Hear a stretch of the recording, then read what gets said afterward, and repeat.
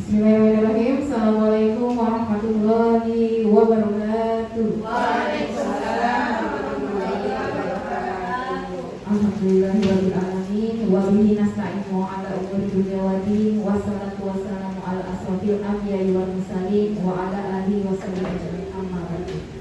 Yang saya hormati Bapak Ibu rekan guru SD Negeri Cikamari Panau 1, terima kasih atas kesempatannya untuk menghadiri pada acara kami yaitu diseminasi aksi nyata modul 1.4 budaya positif. Marilah bersama-sama kita panjatkan puji syukur kehadirat Allah Subhanahu wa taala yang telah memberikan banyak nikmat kita pada hari ini, terutama nikmat kesehatan. Tak lupa kita panjatkan junjungan kita kepada Nabi besar Muhammad SAW. Semoga kita mendapatkan syafaatnya hingga akhir hayat kita. Amin. Baik, acara hari ini marilah kita awali dengan pembacaan basmalah. Bismillahirrahmanirrahim. Ya, hari ini diadakan kegiatan diseminasi aksi nyata adalah salah satu program dari pendidikan guru penggerak bagi kami yang mengikuti untuk memberikan pengalaman materi-materi yang kami dapatkan di pendidikan guru penggerak supaya Bapak Ibu guru juga bisa melaksanakannya di kelas dan juga bisa melaksanakannya untuk kebaikan kita, kebaikan sekolah kita. Ya, saya sebagai CGP Angkatan 10 Bapak Ibu yaitu Nur Hermiati, kemudian saya memiliki pengajar praktik yaitu Ibu Susmiati dan memiliki fasilitator Ibu Diana Susanti. Ya, susunan acaranya terdiri dari 10. Yang pertama adalah pembukaan, yang kedua adalah tujuan aksi nyata, ketiga sampai ke 8 itu adalah 6 materi dari budaya positif. Yang pertama yaitu disiplin positif, yang kedua itu kebutuhan dasar manusia, yang ketiga motivasi perilaku manusia, yang keempat keyakinan kelas, kelima posisi kontrol guru, dan yang keenam segitiga restitusi, dan selanjutnya nanti kita lanjutkan dengan tanya jawab, dan terakhir yaitu penutup. Baik, kita masuk dalam pembukaan. Jadi Bapak Ibu di sini sering sekali kita mengenal kata disiplin positif ya. Sebelumnya disiplin positif sudah pasti kita laksanakan di kegiatan kita sehari-hari, mulai dari siswa masuk ke gerbang sekolah sampai akhirnya siswa kembali ke rumah. Maka budaya positif di sekolah itu sangat penting untuk mengembangkan peserta didik yang memiliki karakter kuat, berakhlak sesuai dengan profil pelajar Pancasila seperti yang dicetuskan dalam Pedoman Pendidikan Indonesia. Budaya positif dapat dibangun dengan syarat sekolah perlu menyediakan lingkungan yang positif, aman, nyaman, agar peserta didik itu mampu untuk berpikir, bertindak, dan menciptakan secara merdeka, mandiri, dan bertanggung jawab. Kemudian strategi yang perlu kita lakukan yaitu penerapan disiplin yang selama dijalankan di sekolah, kesadaran akan penerapannya juga dirasa perlu untuk dapat meningkatkan motivasi internal dari murid.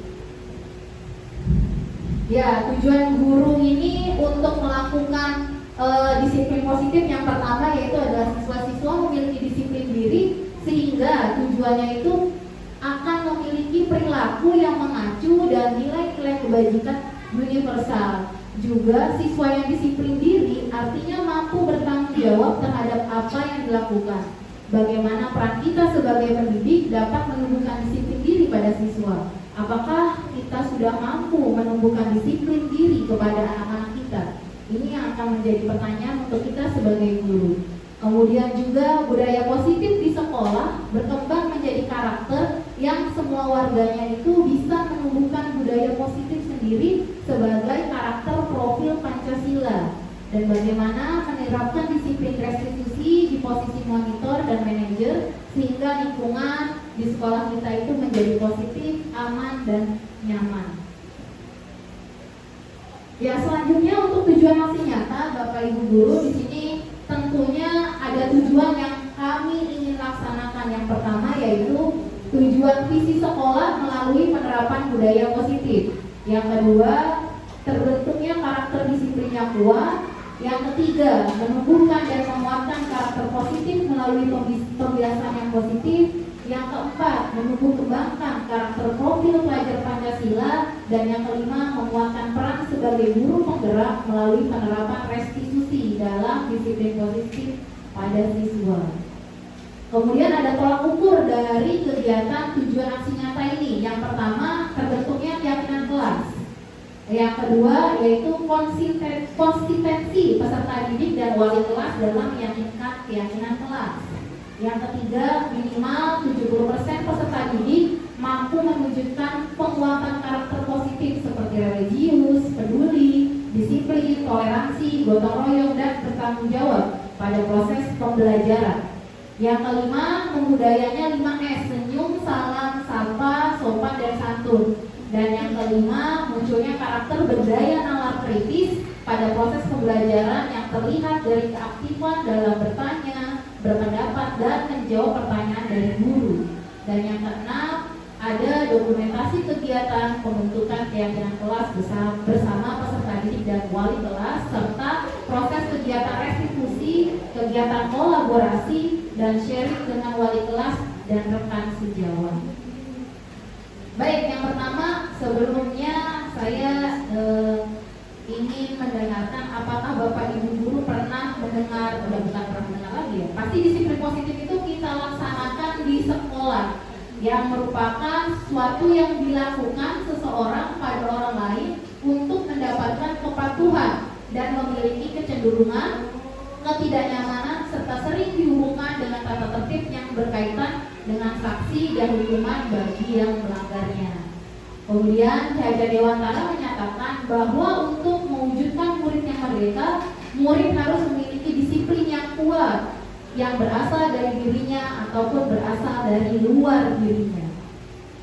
Disiplin positif itu pernah diungkapkan oleh Dick Gosen yang dalam bukunya yaitu Restrictive School Discipline pada tahun 2001 yang menyatakan bahwa arti dari kata disiplin ini berkonotasi dengan disiplin diri dan murid-murid yang dapat seseorang menggali potensinya menuju kepada sebuah tujuan, suatu yang dihargai dan bermakna.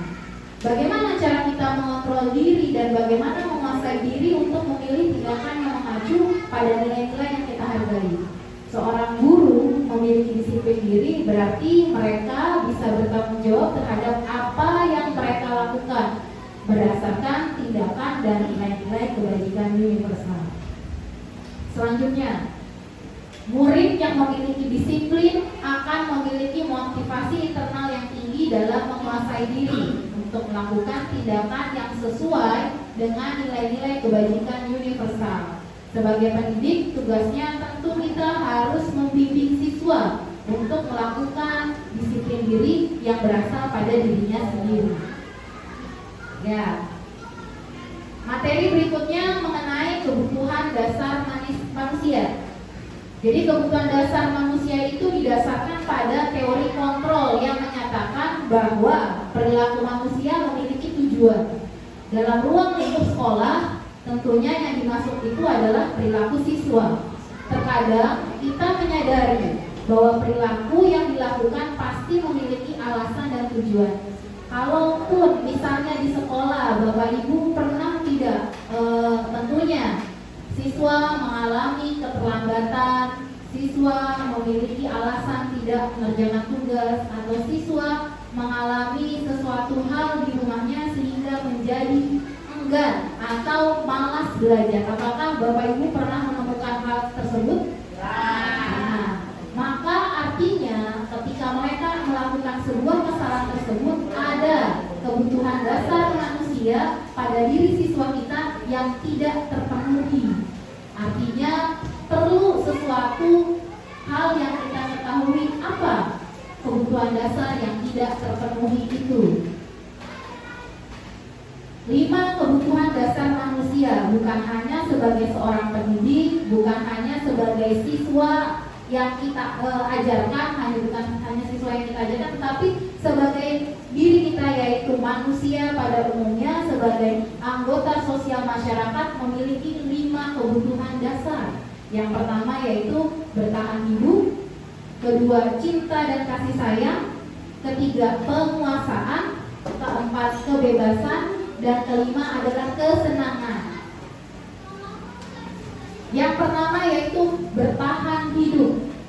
Kebutuhan bertahan hidup itu adalah kebutuhan yang sifatnya fisiologis. Tentunya kesehatan, rumah, makanan, dan kebutuhan biologis yang termasuk dalam proses reproduksi atau bertahan hidup.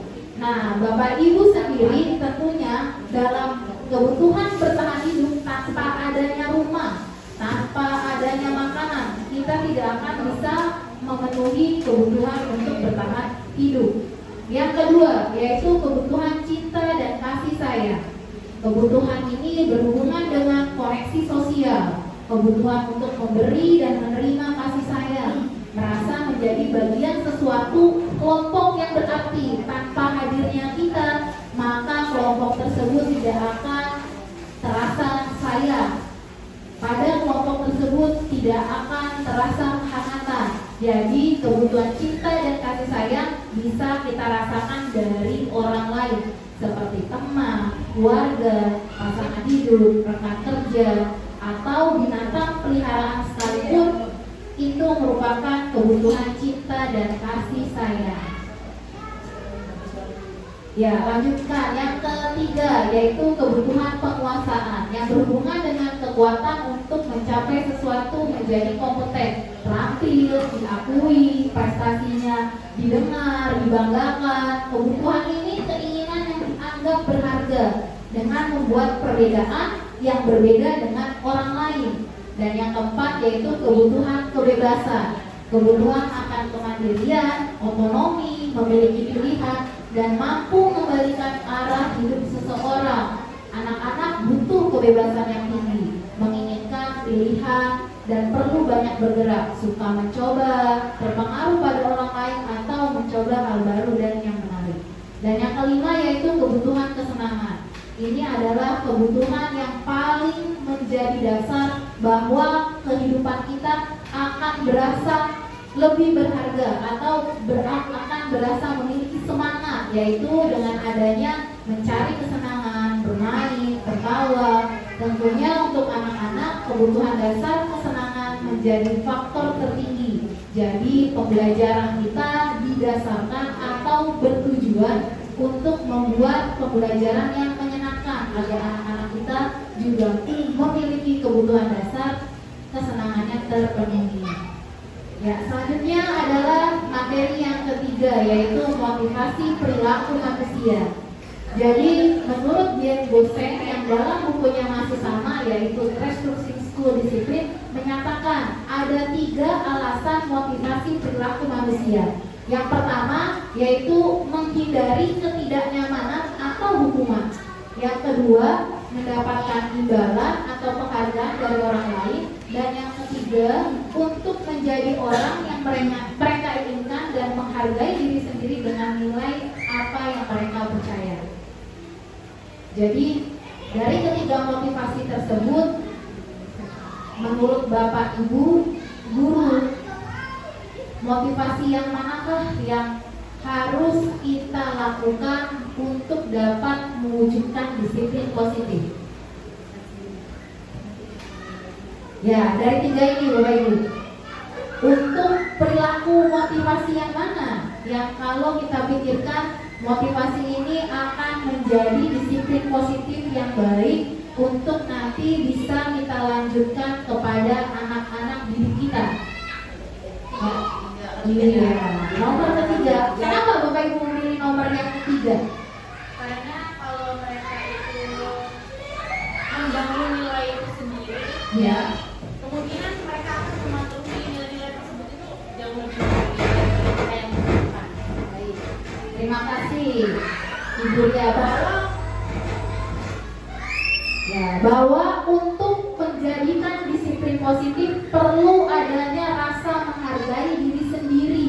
Kenapa hal tersebut? Karena ketika memiliki motivasi, mereka telah memiliki motivasi intrinsik atau motivasi yang ada dalam diri sendiri yang berdampak dalam jangka panjang yang tidak akan terpengaruh dengan adanya hukuman atau hadiah. Jadi mereka merasa disiplin itu dilakukan memang dasar kebutuhan. Kebutuhan dan motivasinya juga sudah ada dalam dirinya. Mereka akan tetap berperilaku baik dan berlandaskan nilai-nilai kebajikan karena mereka ingin menjadi orang yang menjunjung tinggi nilai-nilai yang mereka hargai. Ya, selanjutnya adalah materi yang keempat tentang keyakinan kelas. Materi ini akan disampaikan oleh rekan saya sesama calon guru penggerak angkatan 10, Ibu Rizka, dipersilakan.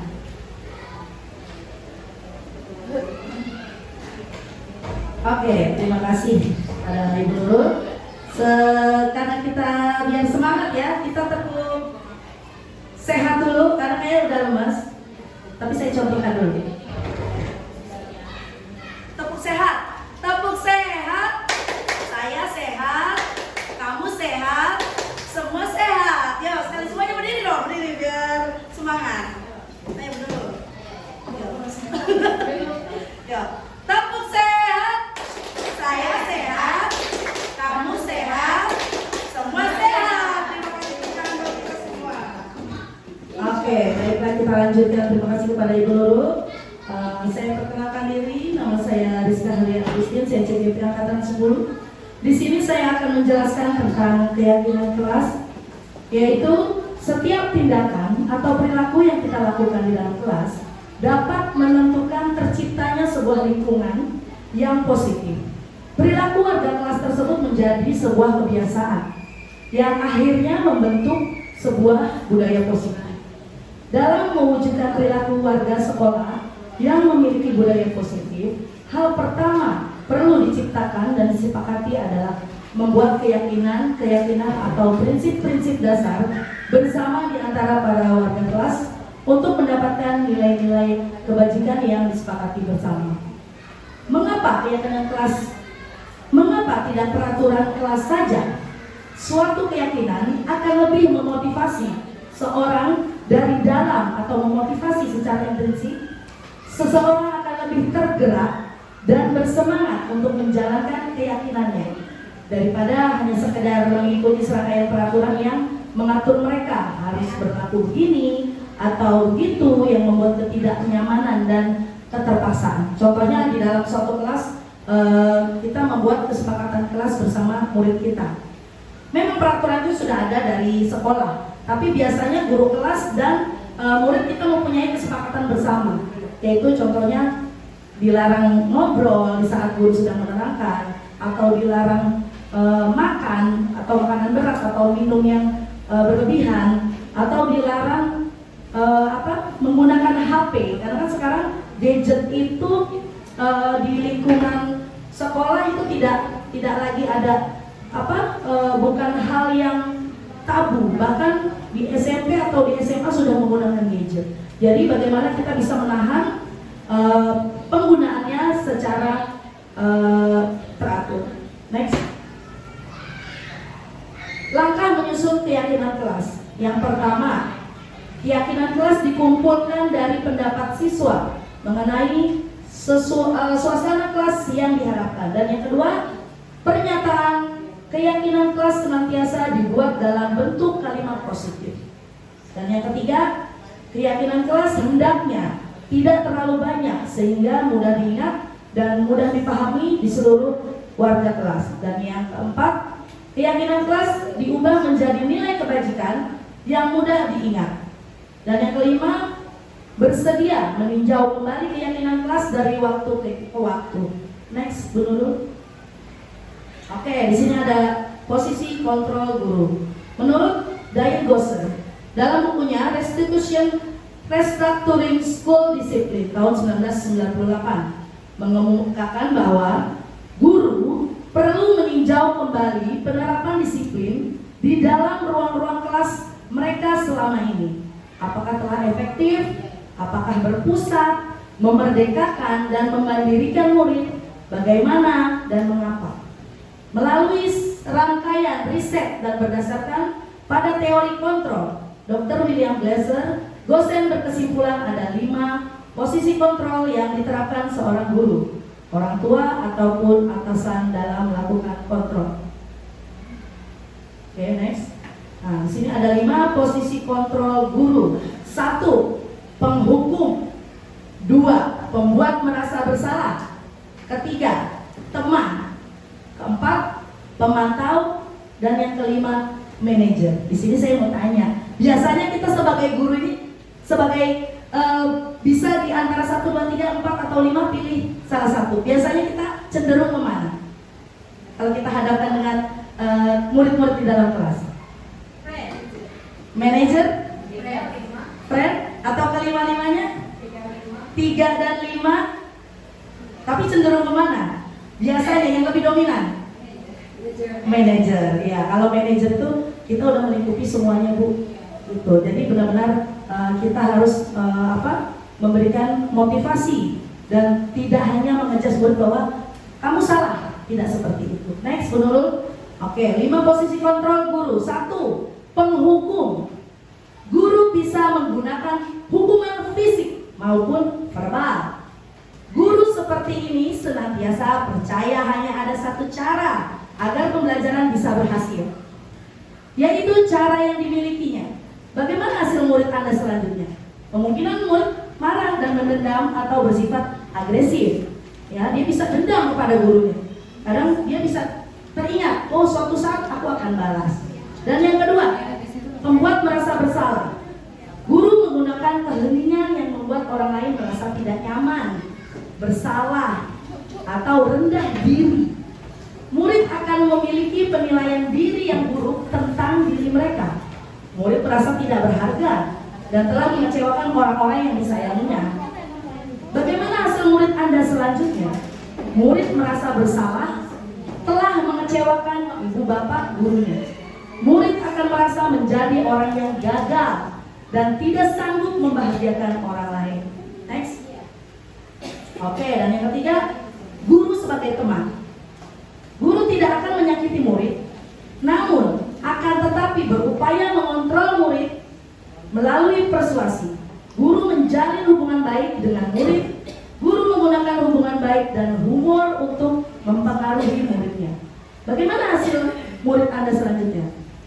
Murid akan merasa senang dan akrab dengan gurunya, hanya saja murid menjadi tergantung pada guru tersebut. Bila ada masalah, dia merasa bisa mengandalkan gurunya tersebut untuk membantunya.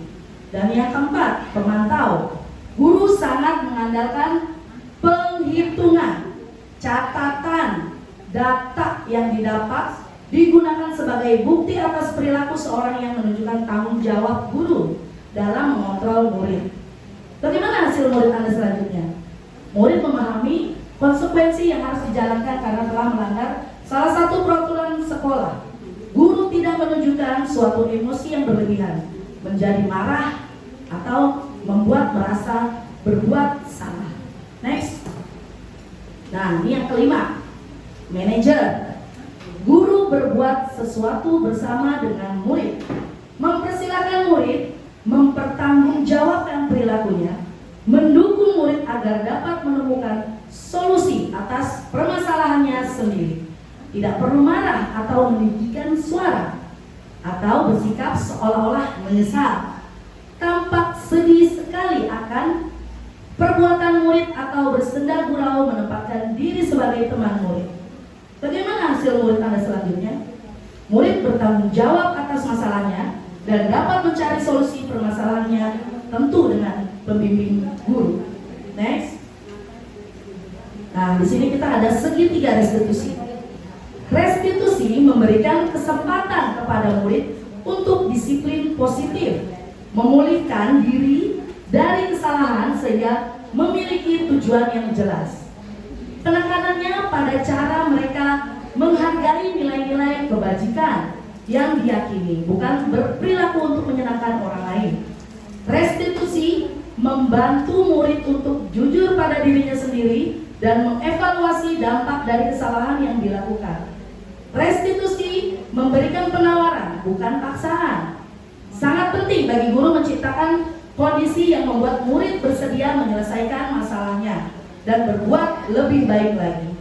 Guru dapat menggunakan kalimat seperti, semua orang pasti pernah berbuat salah, bukan malah menyudutkan dengan memperjelas kesalahannya.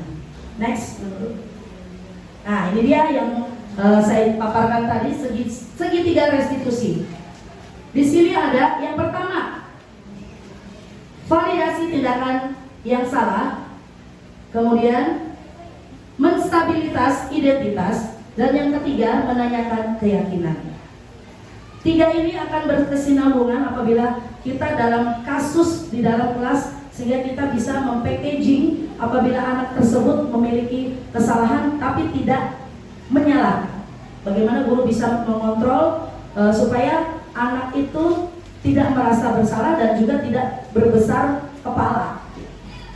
Diane Gosen dalam bukunya Restructuring School Discipline 2001 telah merancang sebuah tahapan untuk memudahkan para guru dan orang tua dalam melakukan proses untuk menyiapkan anaknya melakukan restitusi bernama restitusi atau restitution triangle. Next. Nah, di sini ada tahapan segitiga restitusi. Yang pertama, menstabilkan identitas.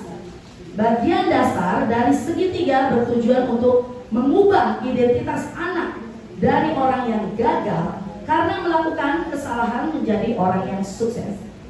Anak yang melanggar peraturan karena sedang mencari perhatian adalah anak yang sedang mengalami kegagalan. Dia mencoba untuk memenuhi kebutuhan dasarnya, namun ada benturan. Contoh kalimat menstabilitaskan identitas. Satu, berbuat salah itu tidak apa-apa. Yang kedua, tidak ada manusia yang sempurna. Dan yang ketiga, saya juga pernah melakukan kesalahan seperti itu. Dan yang keempat, kita bisa menyelesaikan ini. Yang kelima, Bapak Ibu tidak tertarik mencari siapa yang salah, tapi Bapak Ibu ingin mencari solusi dari permasalahan tersebut. Dan yang keenam, kamu berhak merasa begitu. Dan yang terakhir, ketujuh, apakah kamu sedang menjadi teman yang baik buat dirimu sendiri? Next. Oke. Tahapan segitiga restitusi. Yang kedua, validasi tindakan yang salah. Setiap tindakan kita dilakukan dengan suatu tujuan, yaitu memenuhi kebutuhan dasar.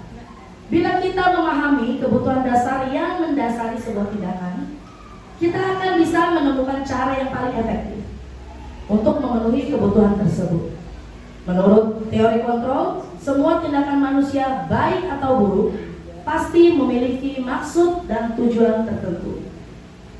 Seorang guru yang memahami teori kontrol pasti akan mengubah pandangannya dari teori stimulus respons ke cara berpikir proaktif yang mengenali tujuan dari setiap tindakan. Contoh kalimat validasi tindakan yang salah. Satu, padahal kamu bisa melakukan yang lebih buruk dari ini ya. Dan yang kedua, kamu pasti punya alasan mengapa melakukan hal itu. Dan yang ketiga, kamu patut bangga pada dirimu sendiri karena kamu telah melindungi sesuatu yang penting buat kamu. Dan yang keempat, kamu boleh mempertahankan sikap itu, tapi kamu harus menambahkan sikap yang baru. Next. Oke, yang ketiga, menanyakan keyakinan. Teori kontrol menyatakan bahwa kita pada dasarnya termotivasi secara internal. Ketika identitas sukses telah mencapai tingkah laku yang salah telah divalidasi, langkah 2, maka anak akan siap untuk dihubungkan dengan nilai-nilai yang dia percaya dan berpindah menjadi orang yang dia inginkan. Contoh kalimat menanyakan keyakinan. 1, apa yang kita percaya sebagai kelas atau keluarga. Yang kedua, apa nilai-nilai umum yang telah kita sepakati. Yang ketiga, apa bayangan kita tentang kelas yang ideal. Yang keempat, kamu mau jadi orang seperti apa? Next. Oke, di sini ada tanya jawab. Boleh aku nanya-nanya sedikit? Nah, ada posnya? Ada posnya? Oke. Kan kita sama-sama memegang guru atau menjadi wali kelas ya. Pasti kita akan menemukan masalah-masalah yang ada di dalam kelas. Entah ya banyak, entah itu kenakalan yang disengaja atau tidak disengaja. Mungkin menurut mereka lucu, tapi menurut temannya itu tidak lucu, membahayakan. Ya. Contoh ada videonya dari kebetulan dari kelas saya yang benar-benar super duper. Silakan Bu.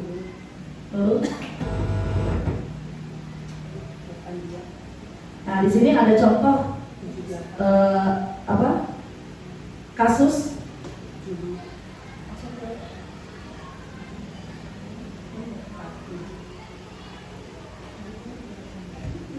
Oke, kita semangat lagi. Oh.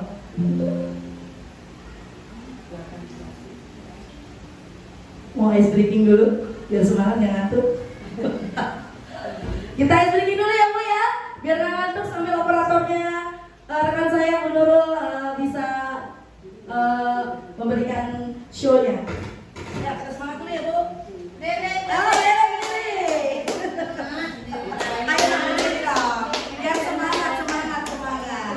Tepuk hebat buat kita semua. Biasa. Tepuk hebat, aku hebat, kamu hebat, semua hebat. Tok gitu ya. Oke. Mama. Iya.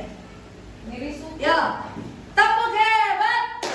Aku hebat, kamu hebat, semua hebat. Tok. Oke, terima kasih Ibu. Sabrina di pause dulu. Ntar disambung. Aduh, Bu Ibu, makasih banyak ya dibantu. Ada?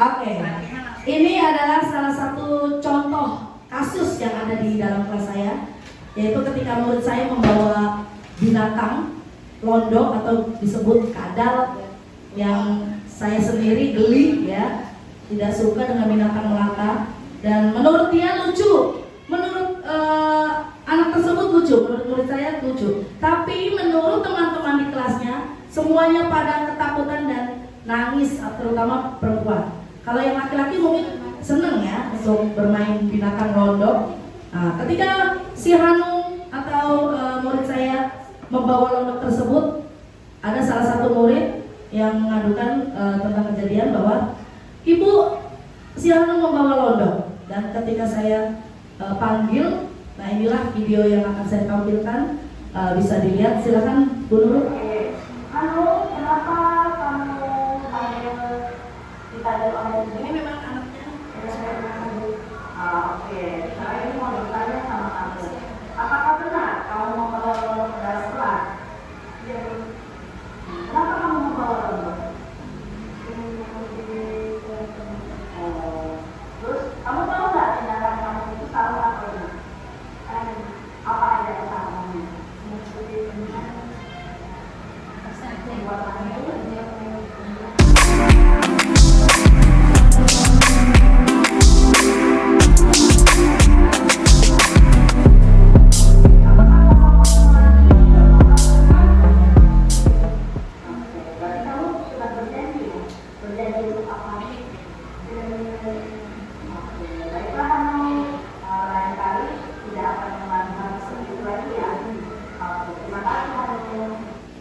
Oke ya, pasti ibu bapak juga banyak kasus-kasus di dalam kelas. Ya ini mah tidak seberapa, atau ada lagi yang lebih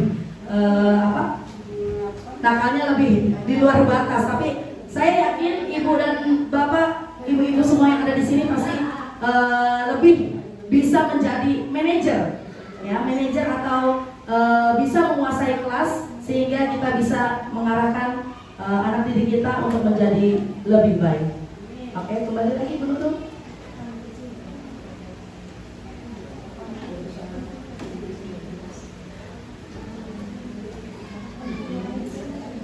Oke. Oke. Stop dulu sebentar, potong lagi.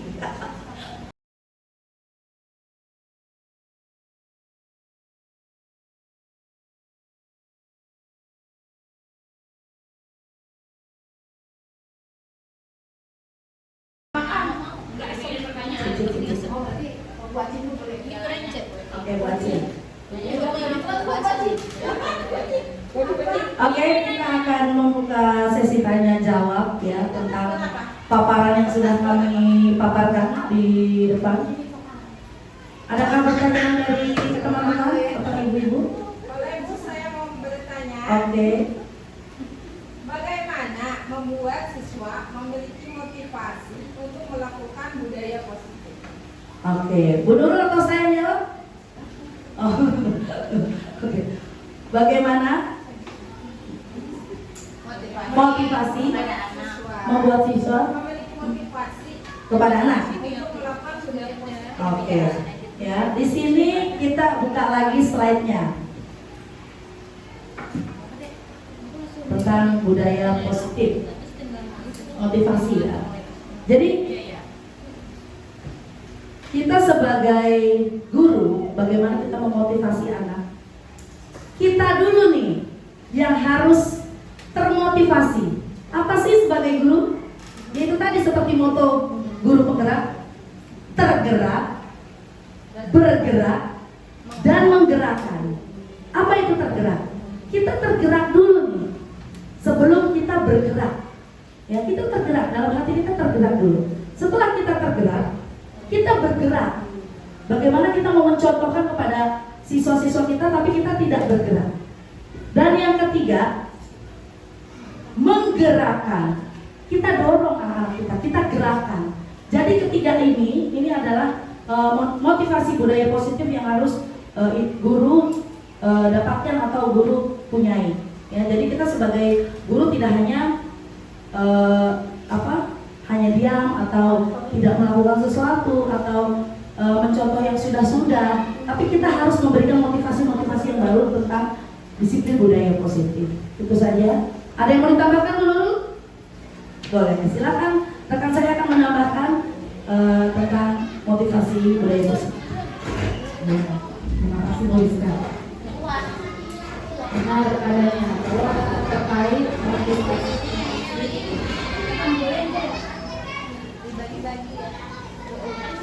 Ya, terkait motivasi intrinsik. Sebenarnya hal pertama yang perlu kita lakukan benar apa yang dikatakan oleh Rizka, bahwa kita itu harus memberikan teladan yang baik, seperti adanya yang sudah kita kenal dalam tiga semboyan yang diutarakan oleh Ki Hajar Dewantara, yang mengatakan bahwa guru itu adalah teladan. Apakah Bapak Ibu guru mengingat 3 semboyan dari Ki Hajar Dewantara yang salah satunya itu menjadi lambang pendidikan kita, yaitu Tuturi Handayani. Yang 2 lagi apa Pak? Bapak Ibu? Ya, Narso Sutawodo, Ronaldo Narso. Yang artinya bahwa guru itu ada 3. Yang pertama, guru itu mendorong. Yang kedua, guru itu memfasilitasi. Dan yang ketiga, guru itu berada di tengah untuk memberikan motivasi.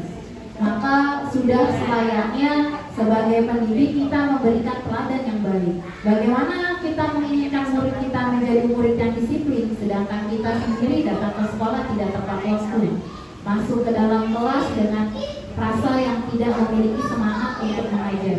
Maka hal-hal tersebut itulah yang nantinya akan berimbas kepada murid kita. Jadi motivasi intrinsik dapat kita lakukan dengan hal yang paling ringan, yaitu memotivasi diri kita sendiri untuk bisa melakukan yang terbaik untuk anak-anak murid kita. Maka hal tersebut tentunya akan dirasakan dan pasti akan menjadi teladan untuk murid-murid kita selanjutnya. Ya, itu saja tambahannya Bu Rizka. Mungkin dari teman-teman yang lain. Oh ya, terima kasih Bu Silia. Silakan, boleh bertanya. Ibu, bagaimana proses yang baik ketika membuat keyakinan kelas? Baik, terima kasih Bu Silia atas pertanyaannya. Bagaimana cara menyusun keyakinan kelas? Sebenarnya keyakinan kelas pasti Bapak Ibu guru, apalagi usia nih kelas 1. Nah, biasanya kalau keyakinan kelas Bapak Ibu guru itu menanyakannya itu di awal-awal semester ya. Jadi keyakinan kelas itu caranya begini Bu Sri ya, paling ringannya kalau anak kelas 1 apalagi agak sulit ya. Tapi ketika ditanya pasti mau jawab ya Bu ya.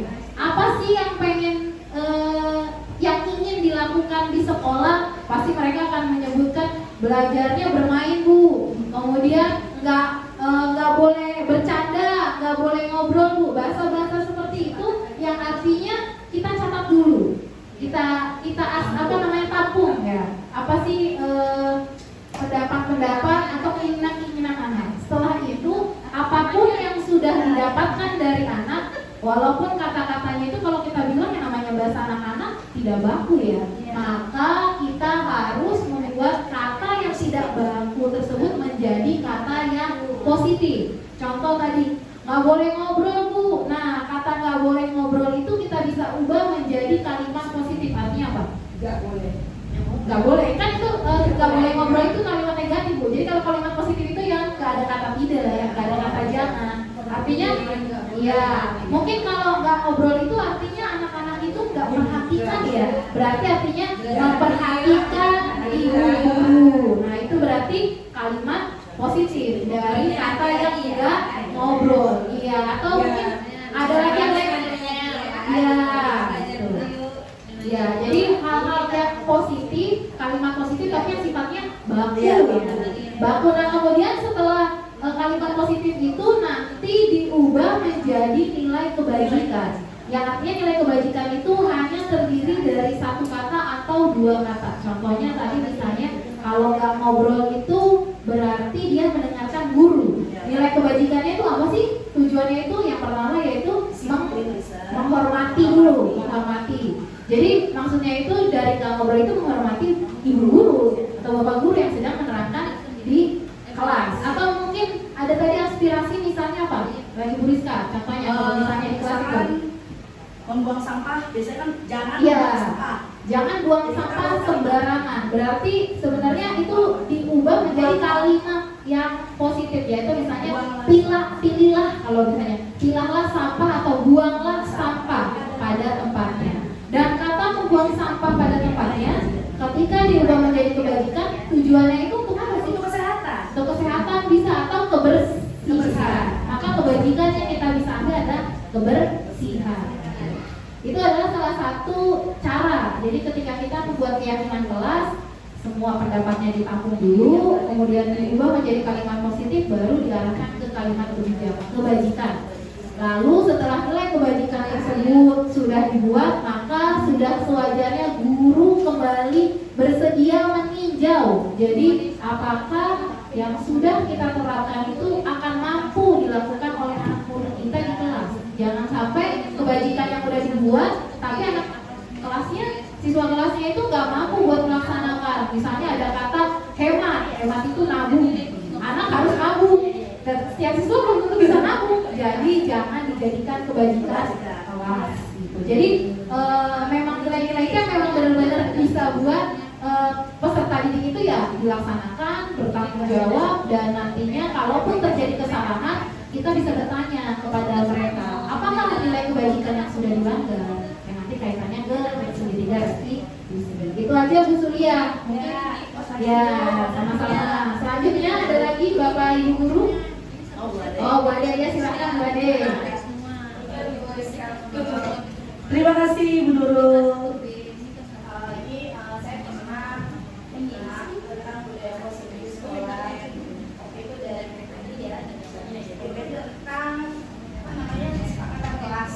Apa sih bedanya kesepakatan kelas dengan keyakinan kelas? Lebih detailnya. Oke, di sini ada pertanyaan kesepakatan kelas atau keyakinan. Kalau kesepakatan kelas itu yang dari pandangan saya, kita hanya sepakat tapi tidak ada nilai-nilai kebajikannya. Kalau keyakinan kelas itu otomatis sudah berkaitan dengan nilai kebajikan. Pada dasarnya sama, tetapi keyakinan kelas dia akan mengacu atau mengkerucut menjadi nilai kebajikan kelas yang disebutkan oleh tadi Bu Nurul. Jadi setiap ada kata negatif kemudian dirangkai menjadi kalimat positif, kemudian dia mempunyai nilai kebajikan. Contoh, buanglah sampah pada tempatnya. Nilai kebajikannya apa? Untuk kesehatan. Ketika dengarkan atau fokus kepada guru, nilai kebajikannya apa? Menghargai, menghormati. Jadi kesepakatan kelas beda-beda tipis dengan keyakinan kelas. Cuma kalau kesepakatan kelas tidak ada nilai kebajikan, tetapi kalau keyakinan kelas otomatis dia memiliki nilai kebajikan. Itu saja. Kesepakatan kelas kan umpamanya sepakat untuk membuang sampah. Bukannya kan ada yang bersih juga. Ada. Makanya itu sama. Cuman memang di sini lebih meyakinkan. Kalau sepakat hanya sepakat, tapi di sini kalau keyakinan kelas dia lebih meyakinkan dan mengerucut untuk membawa ke nilai kebajikan. Sudah cukup Bu Ade? Tapi sepertinya kalau pada pelaksanaannya sama aja. Sama aja. Boleh nanti ditambahkan oleh rekan saya yaitu Ibu Nurul yang akan memaparkan biar lebih luas lagi. Silakan Ibu Nurul. Iya, ada. Memang beda tipis. Memang beda tipis ya. Silakan Ibu Nurul. Ya, jadi begini sebenarnya Ibu. Antara kesepakatan kelas dan keyakinan kelas. Jadi kesepakatan itu adalah sesuatu yang kita sepakati ketika kita menanyakan sebuah pendapat kepada anak. Tadi contohnya ingin dilarang membuang sampah, tentunya apalagi terkait dengan tugas ya, harus mengerjakan tepat waktu, kemudian datang ke sekolah tidak boleh terlambat, gunakan seragam sesuai dengan aturan sekolah. Itu adalah kesepakatan kelas, benar Bu. Jadi itu adalah lebih bisa dibilang adalah aturan. Kesepakatan kelas itu lebih mengarah kepada apa saja hal-hal yang harus kita taati, apa saja hal-hal yang harus kita lakukan selama berada di dalam kelas, selama berada di dalam sekolah. Itu adalah namanya kesepakatan kelas atau kesepakatan yang ada di sekolah. Lalu bagaimana dengan kebajikan atau yang tadi keyakinan kelas? Jadi artinya keyakinan kelas ini lebih naik satu tingkat sebenarnya.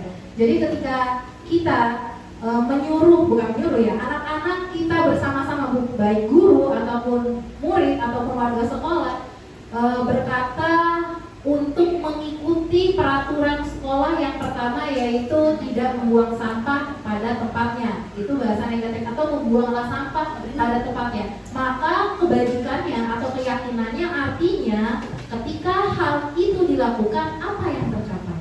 Kebersihan, kesehatan, maka itu yang dicapai. Atau dengan lagi misalnya gimana? Tidak tepat datang tepat waktu, menggunakan seragam sesuai dengan harinya. Tujuannya apa sih sebenarnya? Agar itu berarti disiplin. Maka disiplin itu menjadi sebuah keyakinan. Atau lagi misalnya tugas dikumpulkan tepat waktu, saya disiplin ya. Mungkin kemudian anak ulangan tidak boleh mencontek. Berarti itu kan kesepakatan kelas ya. Kira-kira kalau dari tidak mencontek, kemudian juga mengumpulkan dengan tepat waktu, nilai apa lagi sih yang didapatkan? Saya disiplin Bu, disiplin sudah. Komitmen kan? Komitmen bahasanya terlalu tinggi buat anak SD. Kira-kira apa ya? Tanggung jawab. Betul, tanggung jawab. Atau bisa juga bahasa yang lain, kalau tidak mencontek, jujur. Nah, iya, kepercayaan diri itu adalah nilai-nilai yang kita jadikan sebagai keyakinan kelas. Ada juga persentase anak-anak boleh mengutarakan pendapat, boleh bertanya. Nah, itu apa sih tujuannya? Untuk tadi kada usulnya percaya diri bisa. Jadi biasanya hal-hal yang seperti itu tidak banyak-banyak Bu Ade. Jadi mungkin kan kalau keyakinan kelas itu tadi kebersihan itu ada piket, ada tadi membuang sampah membuang sampah pada tempatnya, atau misalnya kita bisa keyakinan tadi adalah bertanggung jawab terhadap piket juga bisa, bertanggung jawab terhadap tugas, bertanggung jawab terhadap kehadirannya dia. Nah itu dia yang artinya nilai kebajikan atau keyakinan kelas itu lebih tinggi tujuannya, biasanya guanya lebih gitu. Nanti kebiasaan kita yang biasa tiap awal tahun bikin kesepakatan kelas nanti kita ganti. Oke, bisa sudah. betul Kita sekali. harus mengadakan perubahan ya. Iya, betul. Jadi yang ditempel itu bukan datang tepat waktu, tapi cuma 5. Kalau saya sendiri kemarin misalnya, ya jadi tadi kebersihan, ya. Yang kedua disiplin pasti ya, tanggung jawab, kemudian menghormati itu pasti tuh. Karena menghormati itu banyak sekali, minjam pulpen dari pinjemin itu juga menghormati atas keputusan dari teman yang tidak meminjamkan, jangan memaksa dong. Nah itu termasuk menghormati. Atau tadi juga izin, itu juga menghormati. Bapak ibu guru ketika berbicara kebelet nggak mungkin ditahan ya Bu, tapi izin. Nah itu berarti menghormati. Itulah maksudnya dari keyakinan. Betul, baik, terima kasih. Mungkin ada lagi satu lagi kali ya. Sudah 3 pertanyaan. Ada lagi yang ingin ditanyakan? Sudah kali ya, cukup ya. Udah puas. Oh ya, baik, benar Bu di resume. Penutupan surat ada? Oh yang terakhir. Ya, alhamdulillah kegiatan hari ini telah berjalan dengan lancar, serta terima kasih atas pertanyaan-pertanyaan yang Bapak Ibu sampaikan kepada kami.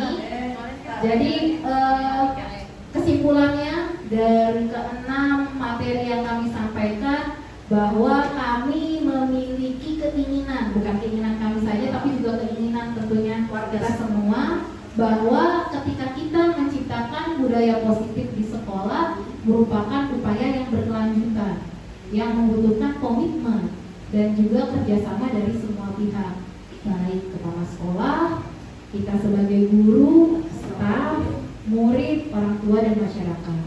Menciptakan budaya positif di sekolah membutuhkan usaha dan waktu, tidak mungkin bisa terjadi begitu cepat. Oleh karena itu kita memiliki manfaat nantinya yang dirasakan oleh semua pihak. Sekolah dengan budaya positif tentunya akan menciptakan lingkungan belajar yang kondusif, menyenangkan, sehingga membantu murid untuk mencapai potensi belajar yang maksimal. Itulah harapannya dari kegiatan ini, supaya sekolah kita SD Negeri Kauripan 01 yang mungkin sudah memiliki segudang prestasi dan keunggulan, tapi kita perlu sekali meningkatkan budaya positif di sekolah kita, bukan hanya dari murid, tetapi dari diri kita sendiri. Kita tidaklah manusia yang sempurna, tapi kita bisa berusaha untuk menjadi guru yang menyenangkan bagi murid-murid kita. Apapun yang kita alami, apapun kesulitan yang kita hadapi, jadikanlah bahwa kegiatan ketika kita mengajar murid kita adalah sesuatu yang menyenangkan. Jadikan anak murid kita itu adalah salah satu sumber pahala, sumber kebajikan buat kita nanti, bukan hanya di hari ini, tapi nanti untuk kehidupan kita setelah kita sudah tidak ada lagi atau sudah tidak menghirup udara lagi di dunia ini. Itu saja dari kami, terutama dari saya mohon maaf apabila ada kata-kata kurang yang berkenan, dan apabila ada kata-kata yang penjelasannya kurang dipahami atau tidak tepat, mungkin kami juga masih belajar dan perlu untuk terus belajar, dan kita semua demi menciptakan sekolah yang tumbuh, sekolah yang penuh dengan prestasi, dan semoga kita selanjutnya bisa lebih baik lagi dalam menjalankan tugas dan kewajiban kita sebagai pendidik atau seorang guru. Akhir kata, wabillahi taufiq wal hidayah. Assalamualaikum warahmatullahi wabarakatuh. Ada fotonya? Tergerak, bergerak, menggerakkan. Sekali lagi ya, 1, 2, 3. Tergerak, bergerak, menggerakkan. Ya, tepuk tangan buat kita semua yang ini. Makasih banyak ya, Watur Nuhun. Mudah-mudahan semuanya bisa mengikuti CGP angkatan 12.